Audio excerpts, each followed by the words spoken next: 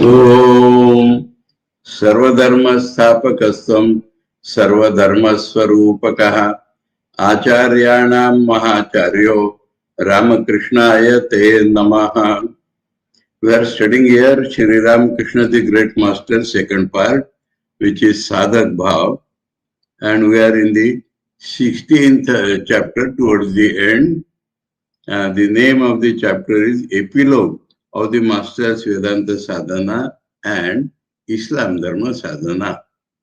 And yesterday we were about to finish, and luckily we did not finish, because in the portion in which I read, there is something more significant in the Bengali which has been, it seems, suppressed in the English. So let us go back to para 18. 18 para, the behavior of the master at the time of practicing Islam.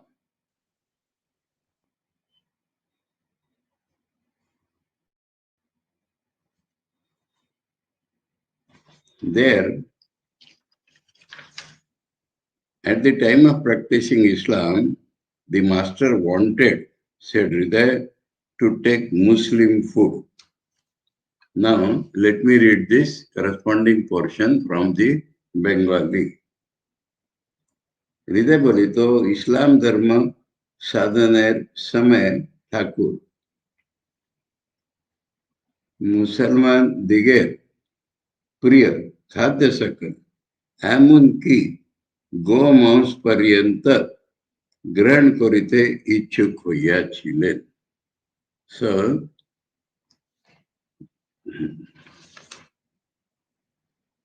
the master wanted, said Hridaya, to take Muslim food, including even beef. That clause has been left out. And we must think a little about it. First thing is that it has been told in the connection that the Hindu sanskaras had totally disappeared. That was the uniqueness of the master's mind. That knows, because after Nirvikal Samadhi, I will tell you about a name. One of the person who is recognized as an incarnation, Avadhuta Dattatreya. What is the meaning of Avadhuta? Washed, clean washed. So if a say sheet of paper or cloth is dirty, and if it is kept on other sheet, it sticks. But if it is washed clean, it will not stick. So the meaning Avadhuta is that his personality is washed clean of any past impressions. No sanskaras on that. Because the world is unreal and the Paramahamsa has realized the reality. Nirakshira Vibhagena, he has taken away the milk. Now in his mind, nothing. All these sanskaras stick around I consciousness. And if the I consciousness is not there, then it is dissolved in the universal consciousness. There is no place of sticking anything there. So much so, because things are unique, extreme, beyond imagination, but real in Sri Ramakrishna, so that all the sanskaras, Hindu sanskaras have been wiped out, though from birth up till now, he has been practicing all Hindu sampradayas. So in that context, it was told. Now let us think of this beef independently. First thing I want to tell you, in the Vedas, it is mentioned that one great rishi came to visit another ashrama, and a brahmachari in that ashrama is telling his friend that today a great rishi has come as guest. Do you know, the tenderest calf will go today. So understand, in the Vedic period, this not eating beef, not eating, two classifications I made, not eating non-vegetarian, not eating non-vegetarian food, and specifically not eating beef was not in vogue. First point. Second point, in connection with that very thing, the rishis were all realized people. So, this, as per Swami Vivekananda says, he did not talk about beef, that 1 pound or little portion of flesh, he says flesh, will it obstruct the kindness of the Lord? Swami Vivekananda goes to say that if such be the Lord, I do not care for him. And we find clear evidences in all the period. I will draw the line afterwards. In all the historical and mythological periods of history of India, there was, it seems, no restriction on what food you have to take. Amedya Bhojan Nishiddha has been repeatedly said even in the Gita. Amedya means food obtained in a wrong way. I will tell the example about it. You see, there is pisciculture. That means people catch fish and eat them. Now, fish can be caught by angling or by a net, but always it is a difficult task.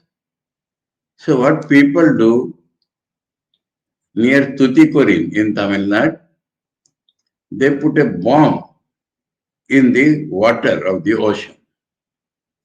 And when the bomb explodes, many of the fishes die.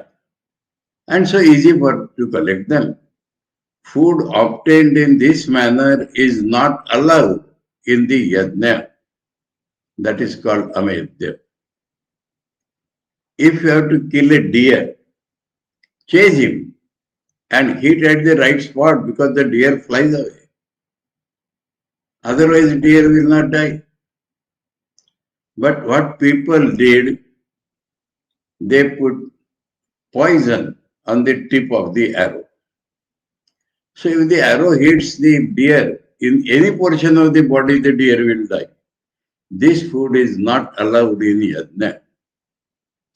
Now, other than that, no restriction has been put on the non-vegetarian food. And we have just now talked about Brahmins, about the tenderest calf.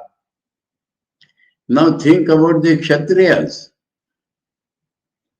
There is no period in Indian history when the Kshatriyas became vegetarians. Let me tell you frankly, Ramayana, translated by the Gita press, has bungled in many places. If you read the original Valmiki Ramayana, many incidents are there, but 3 are very glaring. One incident says Rama and Lakshmana shot and killed 4 varieties of deer. For what they killed? To throw them away. That will be the worst cruelty. Another incident is more clear. Rama is telling Sita, "Dear Sita, Lakshmana has roasted a whole deer on his spear. See how sweet it is." So Rama is teasing Sita. How sweet it is. That means Sita, Ram, Lakshman, they never shunned the flesh of a deer.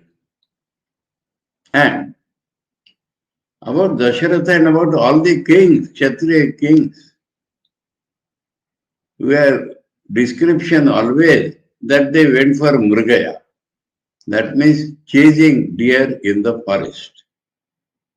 So, these are clear references. And Sita, when they are crossing the Ganges, going to the forest, Sita goes to Ganges. Mother Ganges, please bless us that we will come back successfully after 14 years.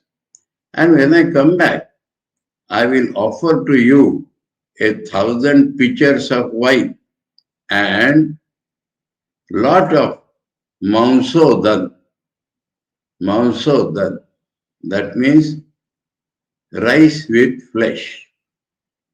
The Gita press translates, Mansa is like flesh of brinjal. So, what we call vegetarian biryani, that is mentioned, that is what Gita press tells us, because they do not want to believe that Rama can eat flesh or Sita can owe so much flesh rice to Ganges. So, I think I proved my point.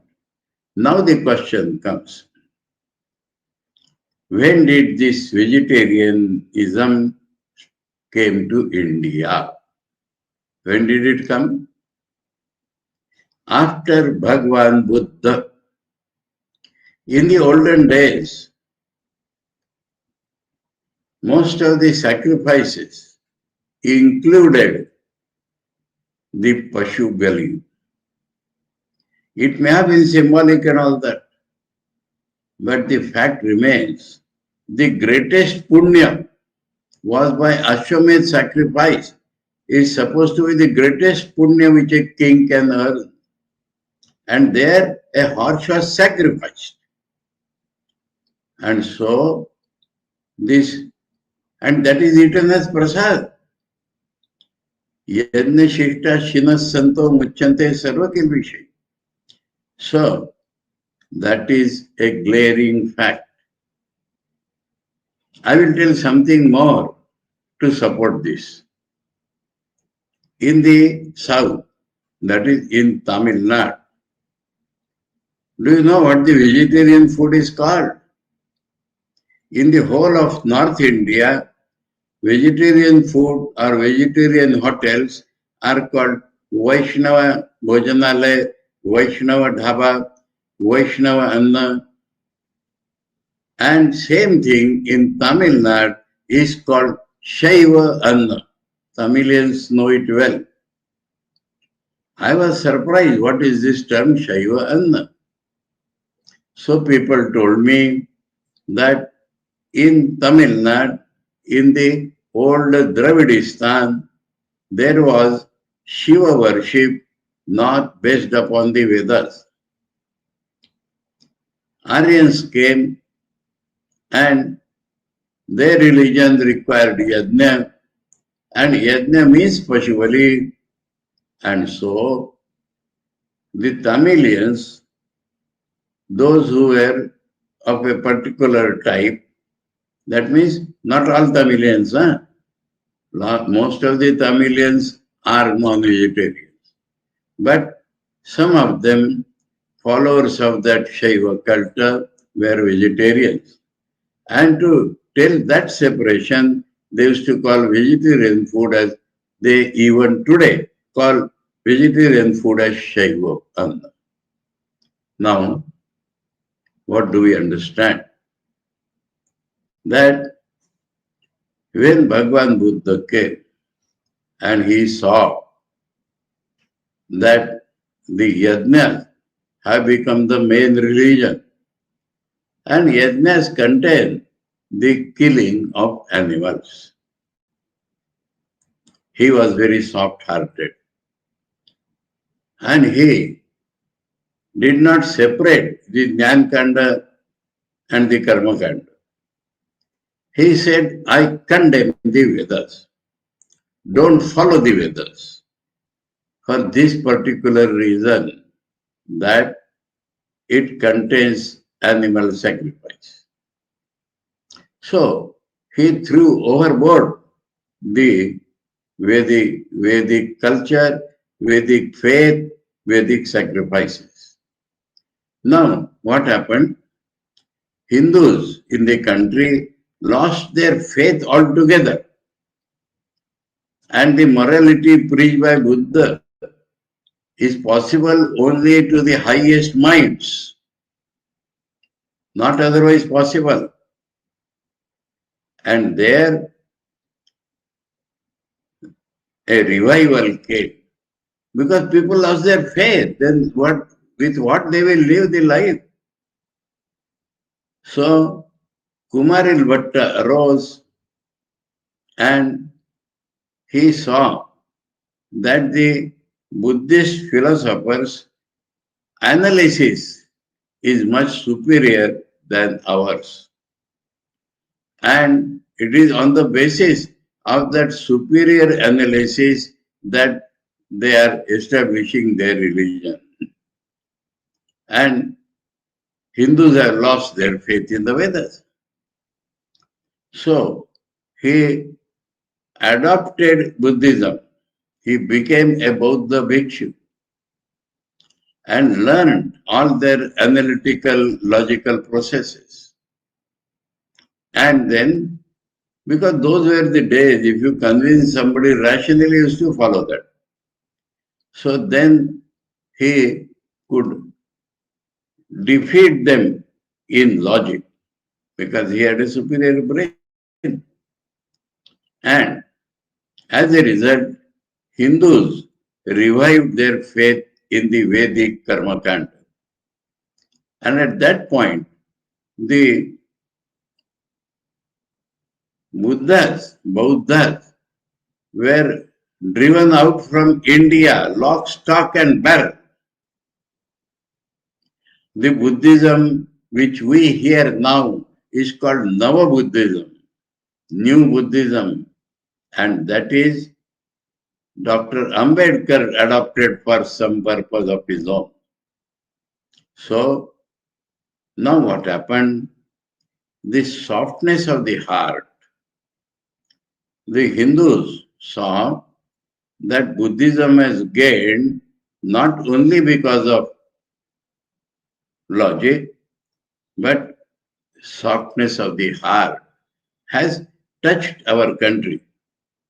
And so, Buddhas were driven out of India lock, stock and barrel, but their vegetarianism was adopted by India, by Brahmins, never by Kshatriyas.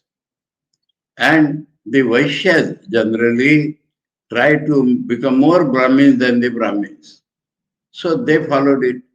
Shudras were never vegetarians. Kshatriyas were never vegetarians.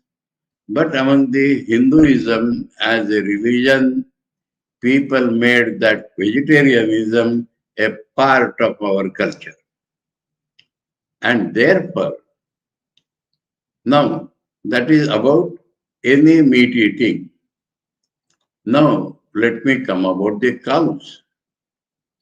If you read books by Dayananda Saraswati, the founder of Arya Samaj, there is a book separate, Go Karuna Nidhi.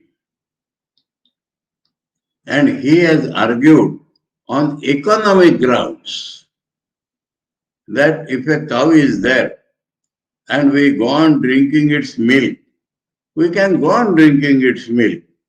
But if you cut it, kill it, then how much flesh you can eat? Like that, on economic grounds, he has tried to prove the not eating of beef. Now, what happens with the cow? That we depend upon the cow for its milk. And so, we call cow as our mother. And so, this special sentiment about cow arose. I will tell you another funny history on this point.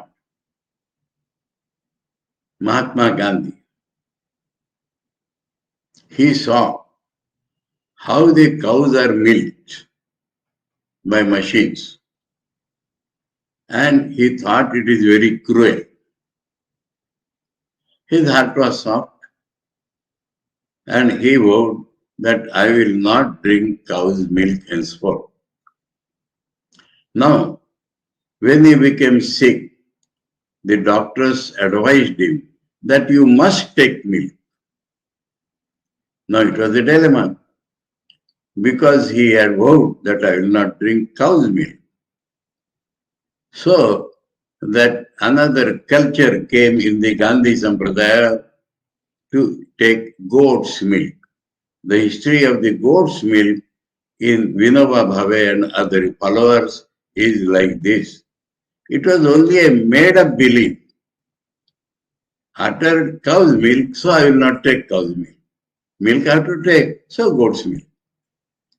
Now, this cow is a holy animal for us, mainly because we drink cow's milk. Some funny things I will tell you in this respect. Funny, but important. In England, from long time before, not due to the influence of Indian culture, there is a group of people who are vegetarians. And the vegetarians in England do not accept milk. They say it is not a vegetable. It has come from animal source. That is their logic. So, as per men, so their thinking. So, we should not be surprised or anti-Hindu or anti-religion if Sri Ramakrishna has wiped out all the Hindu sanskaras, and to emphasize that the word used by Hriday is even beef. So that is the point, which you missed yesterday because it has been suppressed in English for whatever reason, God knows. That it will hurt. I don't want to talk about it. So, now, but Mathuranath was thoroughbred Hindu. And he knew that Thakur is respected by all Hindus. So, and in Dakshineshwar, you should understand there is Pashubali. Even now, on Amavasya days, there is Pashubali. But cow is not sacrificed. A buffalo, goat, all that is sacrificed, but not cow. So cow became specially holy in India because our sentiment, and we call cow as the mother. Nobody calls buffalo as his mother. Nobody calls goat as his mother, though all them are milking animals. So this is the difference between beef and all other sorts of flesh. So Thakur, because uniqueness is being shown that how much Hindu sanskaras were wiped out.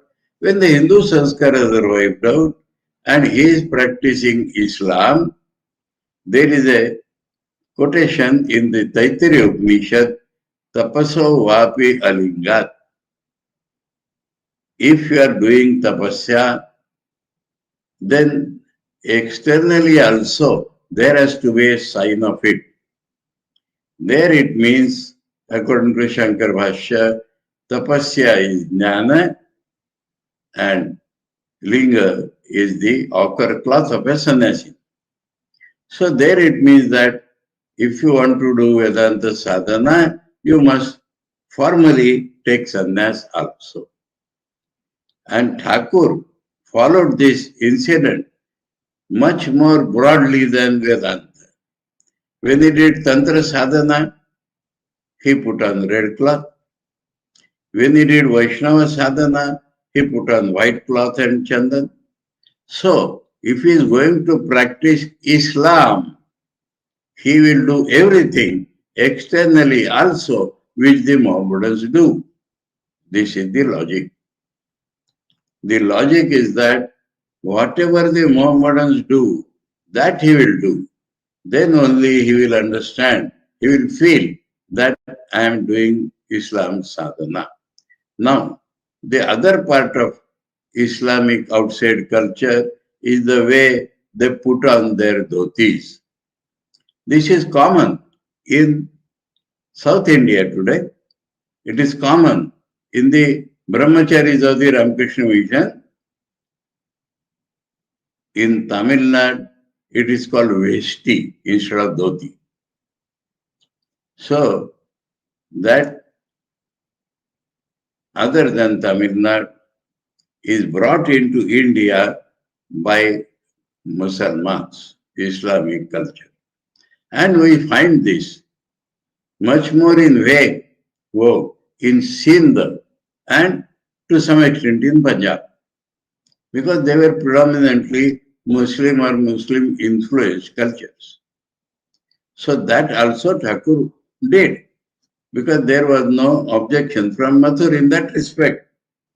So it was Mathur's solicitous request only that made him refrain from doing so.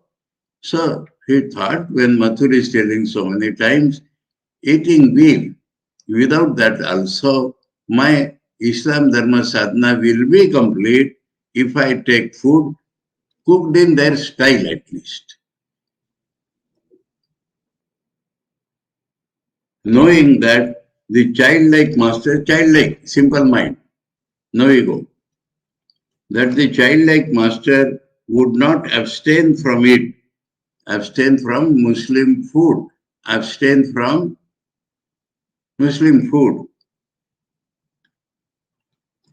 if that desire of his were not at least partially fulfilled.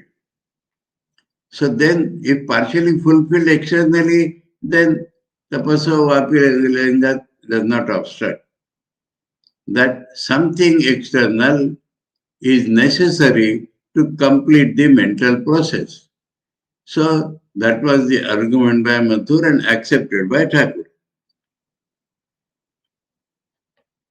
Mathur had that word was missed, Muslim cook brought, under whose instructions a Brahmin cook prepared food in the Muslim manner, which was given to the master to eat. The master did not even once enter the inner apartment of the Kali temple while practicing Islam. So whole life he has been worshipping Kali the Mother and is not going to the area at all, but remained in the mansion of Mathur, situated outside. If you enter Dakshineshwar, Dakshineshwar is a huge area, but then Kali Mandir, Radhakanta Mandir, Shiv Mandir, Thakur's room and some other rooms are enclosed by a wall. There is a gate to enter. Now, just outside this wall, there is a building which is called Babu Der Kuti.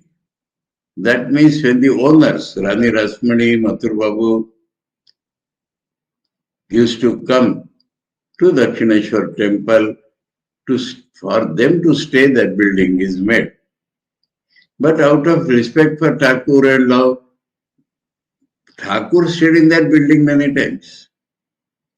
So, this was the building where Thakur stayed during Islam sadhana, not entering into the very compound where the Hindu temples were there.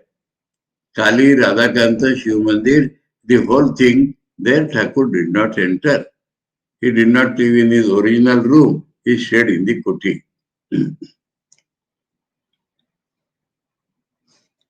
So, this was the last para we read yesterday, the 13th para. Now, in continuation, so I hope I've been able to explain everything. Now, I may add something. In an orthodox place like Kanchipuram,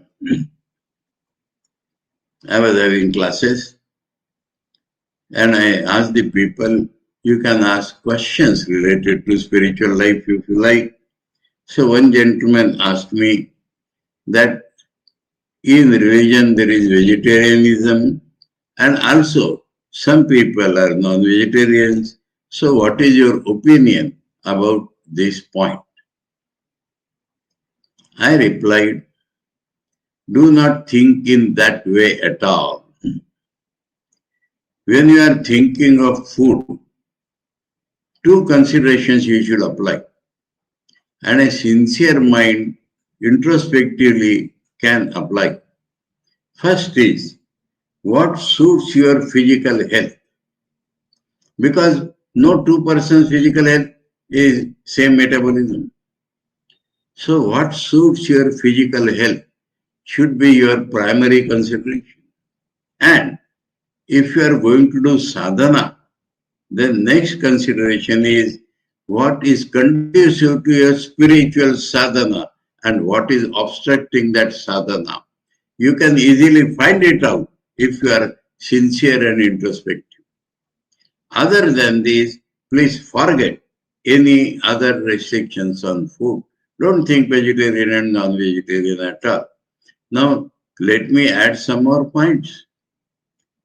In India, if you travel throughout India, you will find that that food is eaten which is easily available there. In Kashmir, the Brahmins used to consume the duck eggs because that is easily available there. In interior Bengal, they eat fish like anything, not consider fish as a non-vegetarian food at all. They will say it grows in the Ganga Pal. Though they may be vegetarians in other respects. Why? Because plenty of fish are there. I will tell another funny incident on this point. Now these Bengalis in old times traveled, migrated. Where they went? Through. What is that word? Saraswati. Through the Saraswati Nadi area, they traveled and went to Goa, Karwar, the north coastal Karnataka and Goa. And there they settled. So what they are called? Gaud Saraswat Brahmins. Gaud because Bengal consisted of three areas, Gaud, Banga and Radi. So from Bengal, so they are called Gaud. And they came through Saraswati area, so Saraswat. Gaud Saraswat Brahmins. Now, the situation in Goa and Karwar is most similar to that of Bengal. If you see, Bengal means Bangladesh. So, there, the Gaud Saraswat Brahmins regularly eat fish, because of which the other Marathi Brahmins, Kokanastha Brahmins, they are not ready to call these people as Brahmins at all. They call them Gaud Saraswatas because they eat fish. But they do eat fish and they are Brahmins. So the Puritanism of food does not stand in the way of religious sadhana. Do people, I want to extend that argument, Vedic argument, do people from Islam, do people from Christianity, do people from other religions not realize God? And that is why Swami Vivekananda has said, if such a God is there, I will not like him. So, please, you may eat or not eat. I am not recommending non-vegetarian food, please. But this obstruction from the mind should go away. This constriction of the mind should go away. That flesh eating is against religion and vegetarianism is in favor of religion. This I would call as Gita press culture. And like that. Today, I have traveled throughout India and the Vaishyas are more adherent to vegetarianism because, as I said, they copied Brahmins and they are mild by nature, while most of the Brahmins following the modern Western culture have become non-vegetarian. Anyway, so this is now over. We come to para 14. If it appears from the practice of Islam by the Master that there will be brotherly union between the Hindu and the Muslim communities in India in future. That is Saradananda Swamiji's great hope. But we found a sentence by Saradananda Swamiji yesterday. That is, those religions which believe that God realization is the aim of life, they were accepted by Thakur. So, now that is a question. If you read the Quran, there might be some portion about God and religion. Most of the Quran I have heard from a Muslim broad scholar while in the railway journey that most of the Quran is book on jurisprudence. That means if you do such a mistake, you will have this punishment. Most of the Quran is jurisprudence. Now let me tell you something more in this respect. We find in Hindu religion there are social laws and spiritual laws. And this Swami Vivekananda has very clearly pointed out that what we call religion is external part, social part, and spiritual part. Now, some people in Maharashtra thought that this is a great idea. And they wanted to apply this idea to Islam. One of the, offshoot of Gandhi Sampradaya, Vinoba Sane Guruji in Maharashtra, and there was a person called Hamid Dalwai, a Muslim. And he had his friends of the similar mind.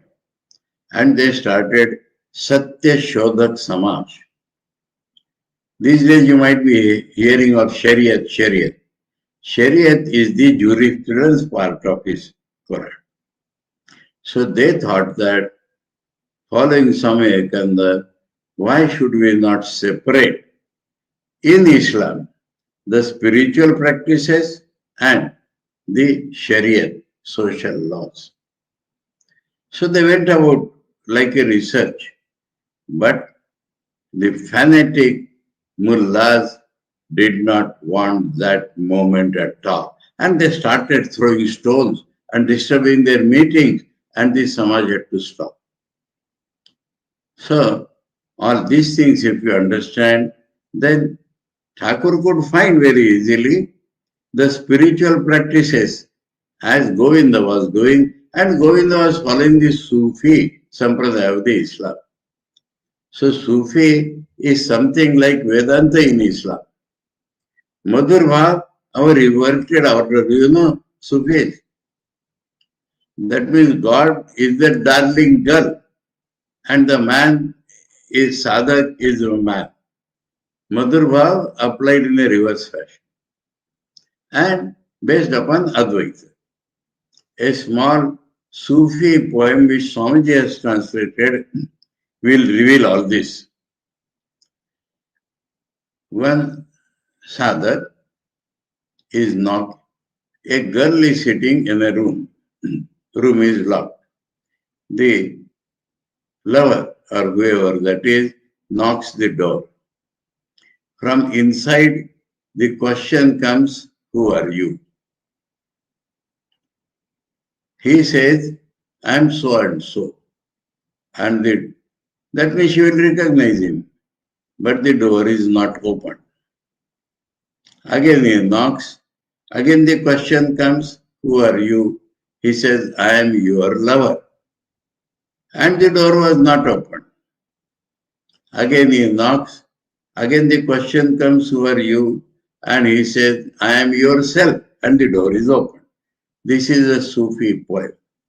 So understand, Madhur Bhav culminating in Advaita, that is the Sufism. Now, that is part of Islam. So, Thakur followed Sufism. But as I said, there is in Quran some spiritual part also, and most of it is jurisprudence or Sharia. So, if that Muslims, now take India for example, I have my own experience. First time I went from Belur Math to Rishikesh, 1978 October. I went by the sleeper coach reserved for me by Belur Math, and the side upper berth was given to me, allotted to me. In the side lower berth, there was a Muslim and a devout Muslim.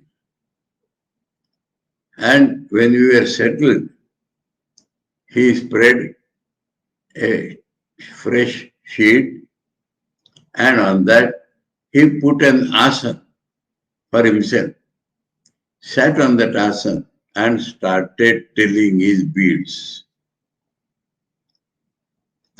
And he practiced it for maybe 1 hour at least. And then he felt my need. He took out another asana from his back, spread it on the other side of the sheet, and invited me, please come and do your japa.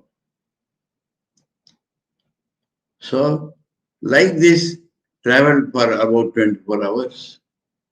Alternately, he and myself doing japa on his rosary.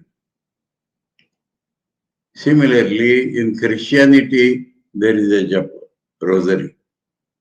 So, this is, now that man did not appear to be a Sufi. So, I believe in Quran there is religious practice other than the Sharia. And all my life I have met only the very good Muslims, friendly, loving, etc. So, I am not condemning Islam, but today the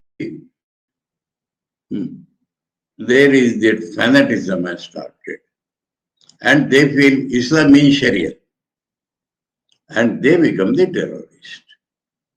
So, we have in India, we had our president Abdul Kalam, and he was a bachelor, and he was a Muslim. So, we do not condemn Islam as such. Fanaticism is neither a faith nor a path, as I said yesterday. Other than that, all religions Thakur believed are sadhanas to reach the same goal. And Thakur saw Muhammad first, and then Sagun Brahman, and then Nirgun Brahman. So, in this respect, let us read what Saradananda Swamiji hopes.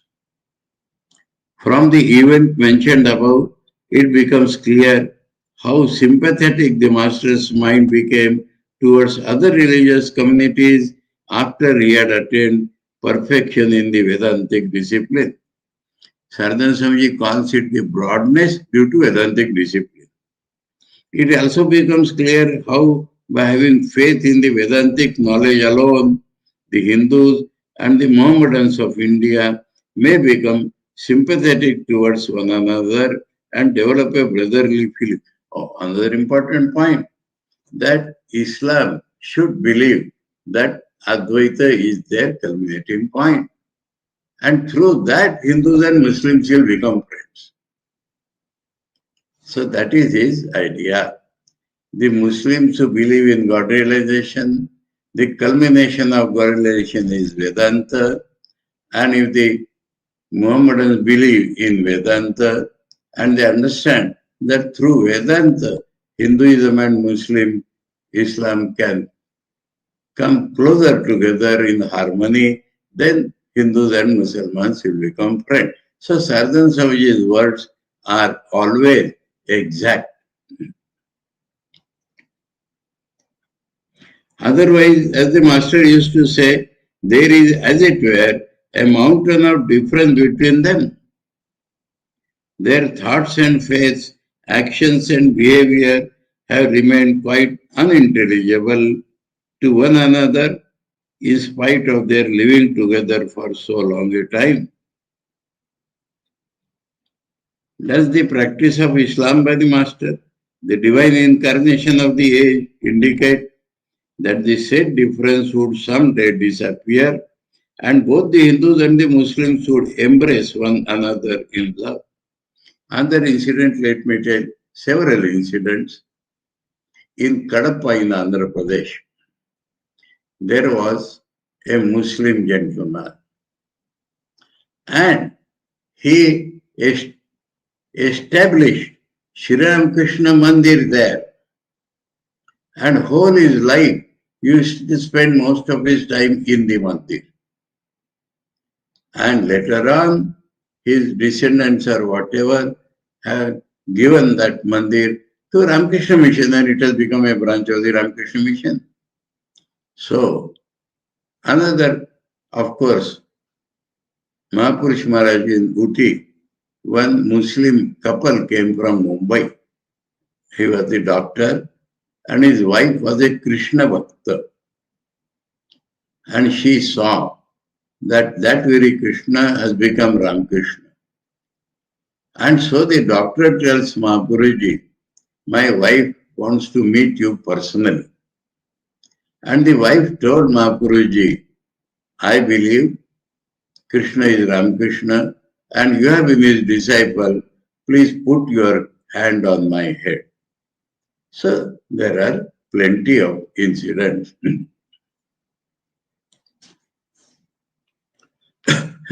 In Belur Math, even today he is there, Swami Gangananda. His name was Al Diwani, an Iranian Muslim. He went to Turkey to study medicine. And there he came in contact with the Ramakrishna mission. And he came to India and joined. Like that.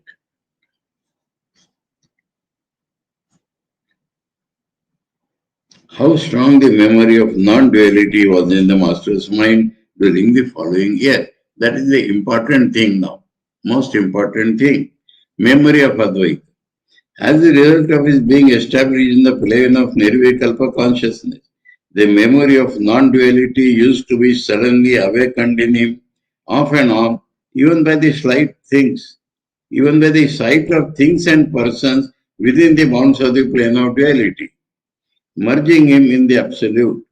We saw that state brought on him by the slightest association of ideas, even without his desiring it. It is therefore superfluous to add that he could ascend any moment to that plane by a mere wish. It will be clear from the trifling events to be just mentioned how deep and wide was his non-dual mood and how dear it was to him. How dear it was to him. All Thakur's disciples should understand this. A few examples of it. The old grass cutter. The gardeners found it inconvenient to sow kitchen vegetables in the spacious temple garden at the Dakshineshwar when it became covered with growing grass in the rainy season. Therefore, grass cutters were allowed to cut and take away grass from there. One day, having got the permission to take away grass without paying any price for it, an old grass cutter cut grass joyfully, bundled it, and was about to go to sell in the market. The master saw that the old man had cut so much grass out of avarice that it was beyond his power to carry or even lift up that load of grass. But the indigent grass cutter refused to acknowledge it, and in spite of his repeated efforts in various ways to lift that big bundle upon his head, he failed miserably. While looking on it, the master was inspired with spiritual emotion, spiritual feeling, and thought, the self, the knowledge infinite, abides within, and so much foolishness and ignorance without. So in that avarice also, he saw that avarice is covering reality. O Rama, inscrutable is thy play, said he, and entered into Samadhi. An injured butterfly. One day at Dakshineshwar, the master saw a butterfly flying with a tiny stick stuck into its tail. Some urchin boy had done it. He was at first pained to think that some naughty urchin had done it. But because of his normal heart, but the next moment he was inspired and burst into laughter, saying, O Rama, thou hast brought thyself to this plight. So that boy also is Rama, and the fly also is, butterfly also is Rama. The new Durva grass trampled, this is still funny. At one time, a particular spot of the garden of the Kali temple was covered with newly grown Durva grass. Durva, I hope, is known to everybody, the religiously accepted grass, which is a must in worship of Ganesha. A newly grown Durva grass and was beautiful to look at. While he was looking at it, the master transcended the normal consciousness and was feeling identified with that spot. When a man just happened to walk across that field at which he became master, very restless, feeling unbearable pain in his chest. Mentioning that event, he said to us later, I then felt just that kind of pain which is felt when anybody tramples on one's chest. So that Durva grass is his chest, identified. Then that state of Bhav Samadhi is very painful. Although I had it for 6 hours only, it became quite unbearable. So then he controlled it. That is another thing. but it was a state. The master's body was injured by the blow dealt at a boatman's body. One day the master, while in Bhav Samadhi, was looking on the Ganges, Ganga, standing at the spacious ghat with the open portico, which is called the Chandni Ghat. Two boats were at anchor at the ghat, and the boatmen were quarreling over some matter. The quarrel became gradually bitter, and the stronger man gave a severe slap on the back of the weaker. At that, the master cried out suddenly with pain. Hriday heard it from the Kali temple. Chandigarh, Kali temple. So much he shouted.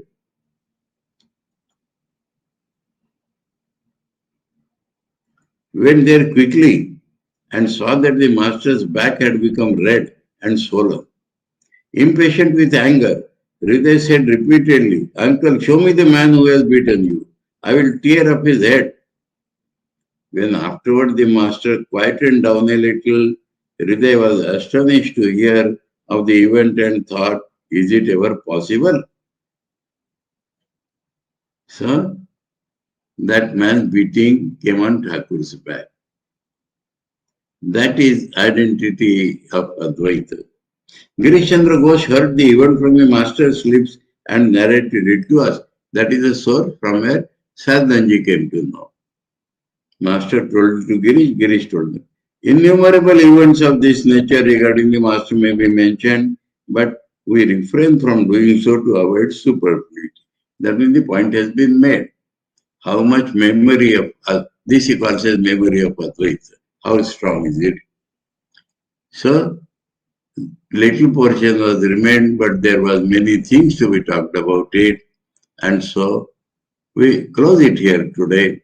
Next chapter heading is the master's visit to his native village. That was in health grounds. So, and so many things happened during that visit. So we'll take it up on Monday.